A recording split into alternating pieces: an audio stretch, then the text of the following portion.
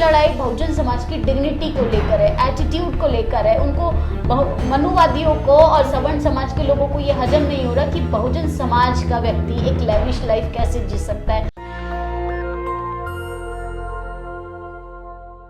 स्वागत है आपका नेशनल दस्तक में। आज हमारे साथ है निधि रतन, जो लगातार विक्टिम्स की आवाज, बहुजन समाज की आवाज, उनके ऊपर होते हुए अत्याचारों की आवाज उठाती रहती हैं, अपनी जान की परवाह ना करते हुए और अपनी जान की बाजी लगाते हुए तमाम उन मुद्दों को जनता के सामने लेकर आती हैं जिन मुद्दों के बारे में नेशनल मीडिया या हम कहें मेन स्ट्रीम मीडिया बात नहीं करना चाहता है। तमाम ऐसी खबरों को हम लेकर आते हैं जो सिर्फ नेशनल दस्तक पे ही आपके सामने रखी जाती हैं। निधि, स्वागत है आपका नेशनल दस्तक में। Thank you ma'am. निधि, जिस तरीके से राजस्थान से एक बहुत मतलब दिल को झकझोर करने वाली घटना सामने आई है कि 31 घंटे तक एक एससी समाज के व्यक्ति को सीकड़ में या बांध के रखा गया है और मजदूरी नहीं देने के उसमें आपको क्या लगता है कि इस तरह के अत्याचार, अगर हम राजस्थान की बात करें, उत्तर प्रदेश की बात करें या फिर हम मध्य प्रदेश की बात करें, तमाम ऐसी वारदातें आती जा रही हैं या सामने आती जा रही है कि बहुजन समाज पे उत्पीड़न बढ़ता जा रहा है, तो आप इस चीज को किस तरीके से देखती हैं? मैम, सबसे पहले तो आपका बहुत बहुत शुक्रिया कि आप इन सेंसिटिव मुद्दों पे मुझे प्रेफर करती हैं बोलने के लिए। जो राजस्थान में हुआ राधेश्याम मेघवाल जी के साथ, वो कोई पहली बार नहीं हुआ है और ना ही आखिरी बार हुआ है। बस सोचने वाली बात यह है कि 21वीं सदी में इस तरीके की बहुजन समाज के साथ ये दुर्दशा हो रही है। यही दशा क्या सवर्ण समाज के साथ होगी?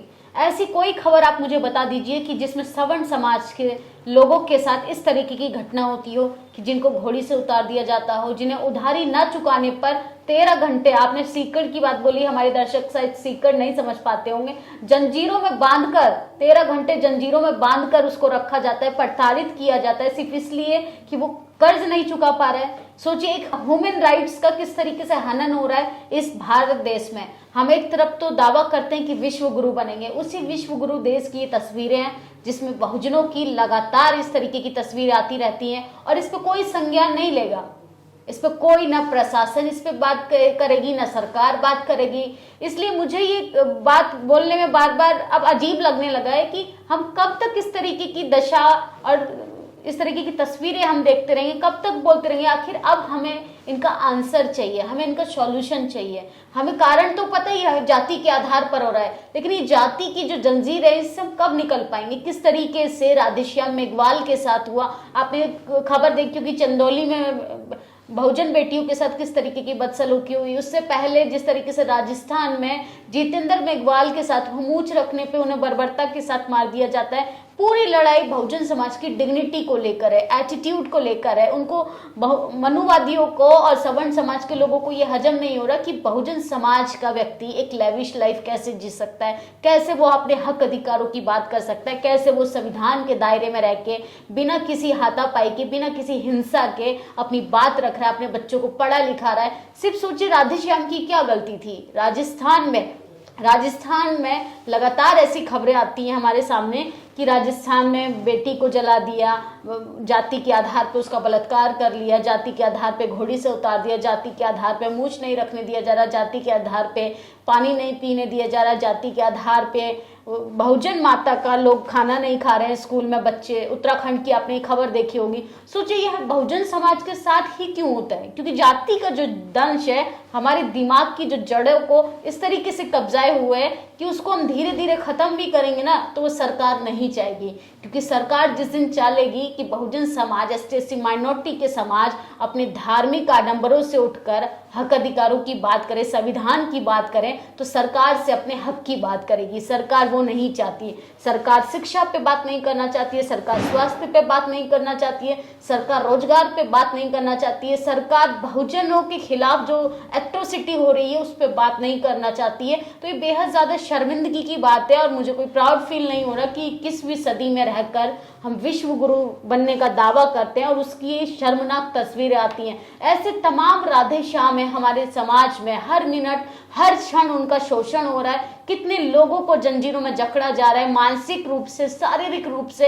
ये लोग सिर्फ डराने की कोशिश करते हैं और जब नहीं होती हैं चीजें तो ये हाथापाई पे उतर जाते हैं। वही हो रहा है राधेश्याम के साथ। लेकिन हमें डरने की जरूरत नहीं है, हमें बेबाकी से अपने समाज के साथ खड़े रहना चाहिए, क्योंकि राधेश्याम जैसे व्यक्ति का हौसला अगर कमजोर पड़ गया तो वो उनका परिवार चलाने वाला कौन होगा। सोचिए, शायद हो सकता है वो अपने परिवार में इकलौते हों, लेकिन सवर्ण समाज का व्यक्ति ये महसूस नहीं कर पाएगा, क्योंकि बहुजन समाज ने कैसे कैसे कौड़ी कौड़ी वो कैसे इकट्ठा करता है अपने परिवार को चलाने के लिए, वो परिवार ही जान सकता है। उसने उधार भी ले लिया तो किसी कारणवश लिया होगा, उसकी कंडीशन बेहतर नहीं रही होगी। तो इसका मतलब ये नहीं है कि हम उसे जंजीरों में जानवरों की तरह जकड़ कर रखें। हम दावा करते हैं कि गाय सुरक्षित है इस देश में, लेकिन इंसानों की हालत क्या हो गई है, वो बेहतर से बदतर होती जा रही है। तो हमें राधेश्याम मेघवाल जी के लिए आवाज उठाने की जरूरत है, यूनाइट होने की जरूरत है, क्योंकि मेन स्ट्रीम मीडिया हमारी खबरों को नहीं दिखाएगा, क्योंकि उनके लिए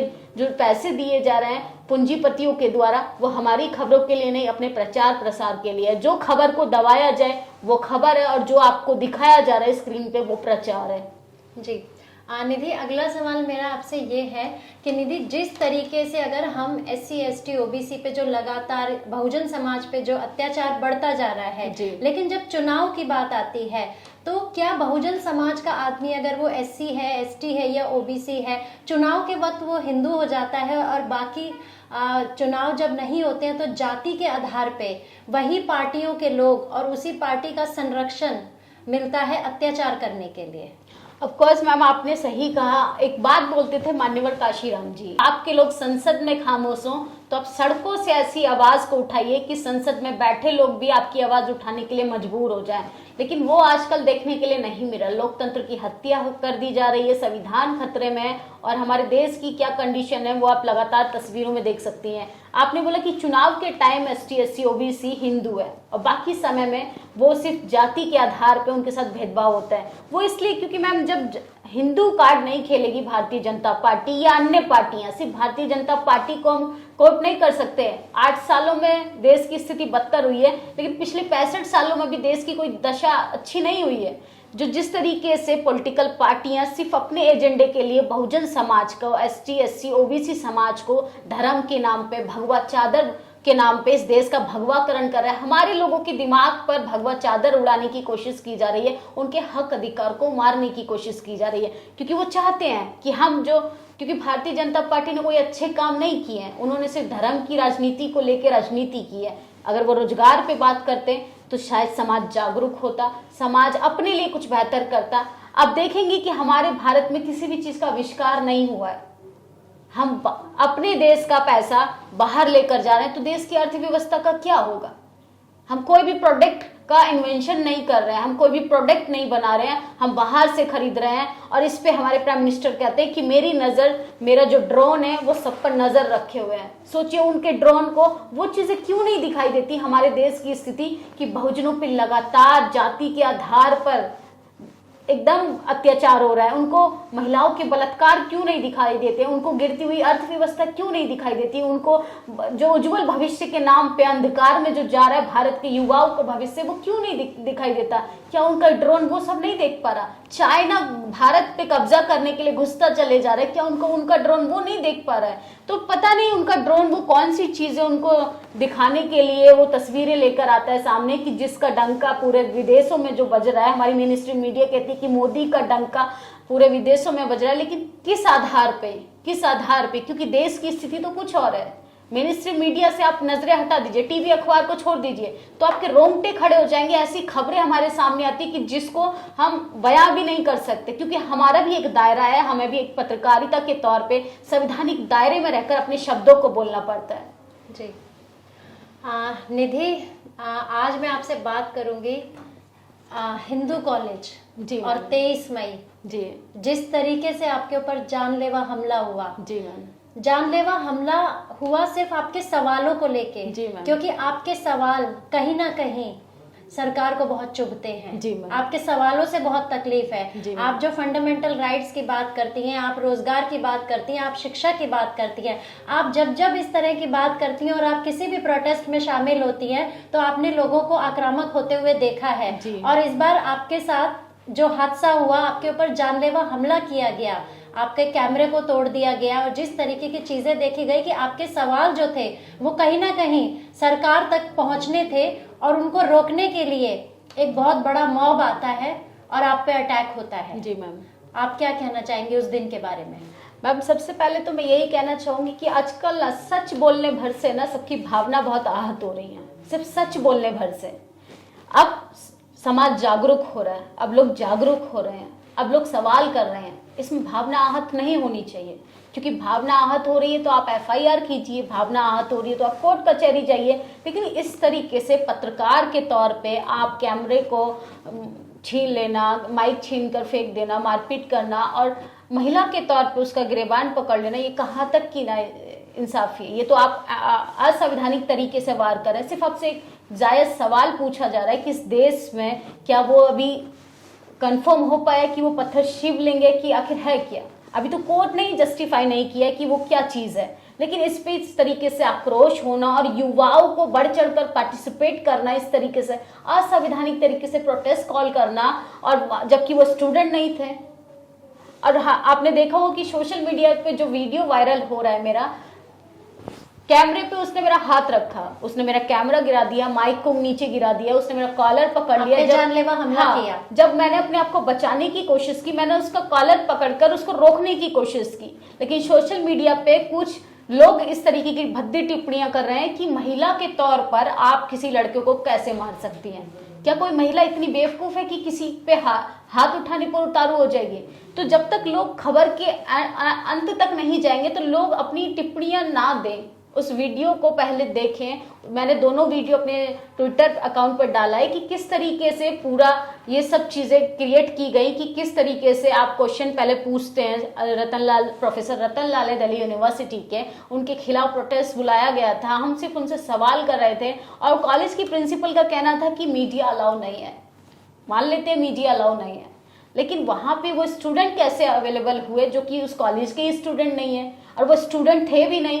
इस तरीके से और बदतमीजी करते हैं, कॉलर पकड़ लेते हैं, गाली गलौज करते हैं, और जब उनको रोकने की कोशिश की जाती है, प्रशासन वहाँ ऑलरेडी मौजूद रहता है, लेडी कांस्टेबल वहाँ मौजूद रहता है, लेकिन ये सब प्रशासन के संरक्षक में होता रहता है। तमाशा देखती रहती है प्रशासन हाथ पे हाथ रखकर। ये सिर्फ इसलिए हो रहा है कि बहुजन समाज की पत्रकार के साथ हो रहा है।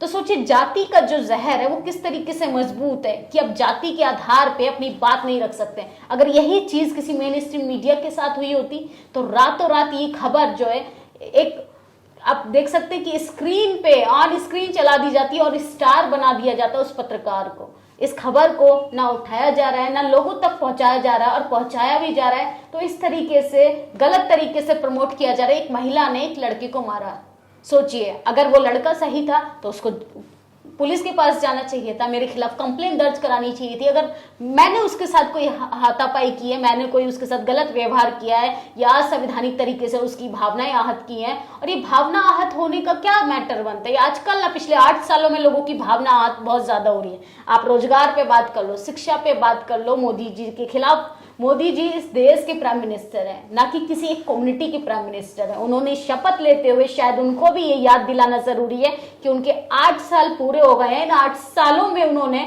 इस देश के हित में काम नहीं किया, उन्होंने सिर्फ एक कम्युनिटी को प्रचार प्रसार किया, एक कम्युनिटी के हित में उन्होंने अपनी बात की, हिंदू राष्ट्र की बात की। लगातार हिंदू राष्ट्र का अपना झंडा लहरा है, लेकिन उस हिंदू राष्ट्र में बहुजनों की क्या दशा है? मैं उनसे यही सवाल बार बार पूछूंगी कि कब तक बहुजन, चाहे पत्रकार हो, बहुजन प्रोफेसर हो, बहुजन कॉमन पीपल हो, उनके साथ कब तक इस तरीके की बदसलूकी होती रहेगी? और लगातार अगर सोशल मीडिया पे भी लिखा जाता है तो वो गलत तरीके से लोग जज करते हैं, गलत तरीके से इस तरीके से चीजें करते हैं। तो आप देख सकते हैं कि जाति जो है वो कभी नहीं जाती। जाति का जो जहर है उसकी जड़ें इतनी मजबूत हैं कि आप चाहे लेक्चररशिप में चले जाएं, आप पत्रकार बन जाएं, आप जज कलेक्टर बन जाएं, लेकिन आपकी जाति कभी पीछा नहीं छोड़ेगी। तो जिस तरीके से 23 तारीख को मेरे साथ बदसलूकी हुई, 1 बजे के समथिंग ये चीजें हुई, और मैंने कंप्लेंट FIR भी कराई है, और लेकिन अभी तक अरेस्ट नहीं हुए हैं वो लोग। हालांकि ये लापरवाही है प्रशासन की, आखिर क्यों नहीं हुए? इस पर कोई संज्ञान नहीं लिया गया। लेकिन ये सोचने वाली बात है कि आप इस तरीके से इलीगल तरीके से आप किसी को टच कैसे कर सकते हैं, आप किसी को कैमरा क्यों टच कर सकते हैं। आप सवालों से सहमत हो सकते हैं, असहमत हो सकते हैं, तो आप उसका जवाब मत दीजिए, आप हट जाइए। मेरी तो भावना आहत नहीं हो रही है किसी चीज को लेके, आप उस चीज से सहमत है असहमत है, वो आपका एक इंडिविजुअल थॉट्स है। किसी के इंडिविजुअल थॉट्स के आधार पे आप किसी के साथ मारपीट नहीं कर सकते, क्योंकि इसकी आजादी हमें हमारा संविधान देता है। आप धर्म की चादर ओढ़कर सिर्फ हिंदू लोगों का ही धर्म खतरे में क्यों आता है। और आप देखेंगे इनमें कोई सवर्ण समाज का या जो कहते हैं ना हम ब्राह्मण समाज के लोग नहीं है, सिर्फ हमारे बहुजन समाज के लोग ही हैं जिनको धर्म के नाम से अफीम चटाई जा रही है, और वही ना अपने करियर की चिंता कर रहे हैं ना अपने भविष्य की चिंता कर रहे हैं, सिर्फ उन्होंने ठेका लिया है धर्म को बचाने का। उन्हीं से मैं सवाल पूछना चाहूंगी, आप उस दिन धर्म के लिए झंडा उठाइए जिस दिन आपको मंदिर का पुजारी बनाने के लिए तिजोरी की चाबी दे दी जाए। आप उस दिन धर्म का झंडा उठाइए जिस दिन आपको रोजगार मिले। उस दिन झंडा उठाइए जिस दिन आपको जज, कलेक्टर और लेटर एंट्री के जरिए जिस तरीके से वकील जज बन रहे हैं वहां पर आप पहुंचे, और जिस तरीके से ओबीसी समाज के बच्चे वाइस चांसलर बनेंगे, कॉलेज यूनिवर्सिटी में होंगे पढ़ाने के लिए, उस दिन भगवा झंडा उठाइए। भगवा झंडा उठाकर सिर्फ आपको इस्तेमाल किया जा रहा है, जाट गुजर हो चाहे तमाम उन लोगों की बात करें जो ओबीसी कम्युनिटी में आते हैं, सिर्फ उनकी शारीरिक रूप से इस्तेमाल किया जा रहा है। मानसिक रूप से तो वो समाज कमजोर है, लेकिन हमें मानसिक और शारीरिक रूप से अब लड़ने की समय आ चुका है, क्योंकि इस देश में अब हमारे लिए बचने के लिए कुछ नहीं है, क्योंकि संविधान महफूज नहीं है, पत्रकार महफूज नहीं है, तो अब बात कौन करेगा। इसीलिए सबको बुलंद होकर यूनाइट होकर बोलना पड़ेगा। और मैं हमेशा कहती हूँ कि सरकार को ना बहुत डर लगता है अपनी आलोचना से, तो आलोचना इस सरकार को बहुत खलती है, और जो सरकार से सवाल करेगा तो उसके घर उसके घर ईडी का छापा, आईटी सेल का छापा, और हो सकता है आपकी जान के पीछे भी पड़ जाए। और वही हुआ मेरे साथ। अभी तो शायद ये शुरुआत है और आगे आगे देखते हैं क्या होता है, लेकिन मैं बोलना बंद नहीं करूंगी। मैं लगातार SC, OBC और माइनॉरिटी और साथ ही विक्टिम लोगों की आवाज उठाती रहूंगी, चाहे इसके लिए मेरी जान चली जाए। हमसे बात करने के लिए बहुत बहुत शुक्रिया निधि। ये थे निधि रतन, जिन्होंने 23 मई की घटना, जो हिंदू कॉलेज के सामने इनके ऊपर जानलेवा हमला होता है, जानलेवा हमला आखिर किन लोगों द्वारा होता है, कौन है वो लोग, उस समाज को पहचानने की ज़रूरत है, उन लोगों को पहचानने की ज़रूरत है कि वो कौन से लोग हैं जिनको भेजा जाता है या तैयार किया जा रहा है कि कहीं ना कहीं जो असल मुद्दे हैं, जो बहुजन समाज के असल मुद्दे हैं, चाहे वो फंडामेंटल राइट्स हो, चाहे वो शिक्षा हो, चाहे वो रोजगार हो, चाहे वो निजीकरण हो, चाहे वो आरक्षण हो, कहीं ना कहीं सरकार इन सवालों से बचना चाहती है। इसीलिए एक बहुत बड़ा कैडर तैयार कर रही है कि इन सवालों को रोका जाए और इसी तरीके से हमले करके बहुजन पत्रकारों की आवाज़ को रोकने की कोशिश की जाए। लेकिन निधि रतन जैसे पत्रकार जो अपनी जान की परवाह ना करते हुए भी अपने सवालों को उठाते रहेंगे, अपनी आवाज़ को उठाते रहेंगे और मुखर तरीके से उठाएंगे, कहीं ना कहीं जज्बा अभी और बाकी है। नेशनल दस्तक की आपसे गुजारिश है कि अगर इसको बचाना चाहते हैं तो नेशनल दस्तक को सब्सक्राइब करने के लिए रेड कलर के सब्सक्राइब बटन को दबाएं, फिर बेल आइकन की घंटी दबाएं। नेशनल दस्तक को बचाने के लिए बहुत जरूरी है कि हर खबर को शेयर करें, लाइक करें, कमेंट जरूर करें।